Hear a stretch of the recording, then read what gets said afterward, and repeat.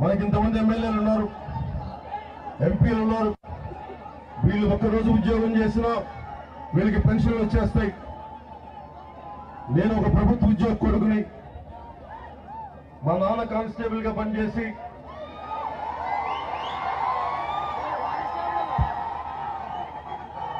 Department exams రాసుకుంటూ excise super retire అయ్యారు. So ఒక ప్రభుత్వ ఉద్యోగ కష్టాలు,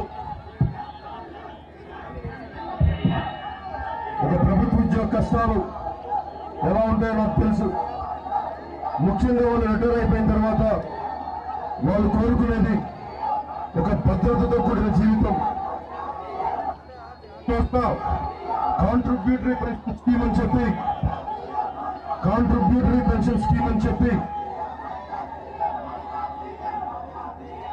వారు జీతంలో కొంత కట్ చేసి, గవర్నమెంట్ కొంత యాడ్ చేసి స్టాక్ మార్కెట్స్ పెట్టడం వల్ల వారి జీవితాలకి, వారి భవిష్యత్తుకి, వారి కుటుంబాలకి ఆ కాంట్రిబ్యూటరీ పెన్షన్ స్కీమ్ ఒక శాపంగా తయారైంది.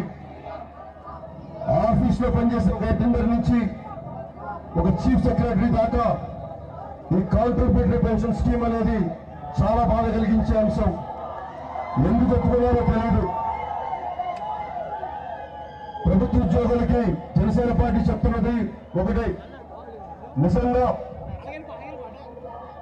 జనసేన కానీ సంపూర్ణ ఆధిక్యం కానీ రేపొద్దున అసెంబ్లీలో ఉంటే అది నిజంగా మెజారిటీ తీర్పు ద్వారా, మెజారిటీ ఓటింగ్ ద్వారా ఆ కాంట్రిబ్యూటరీ పెన్షన్ స్కీమ్ ని రద్దు చేయడానికి మేము వెనకాలని మీకు తెలియజేసుకుంటున్నాం.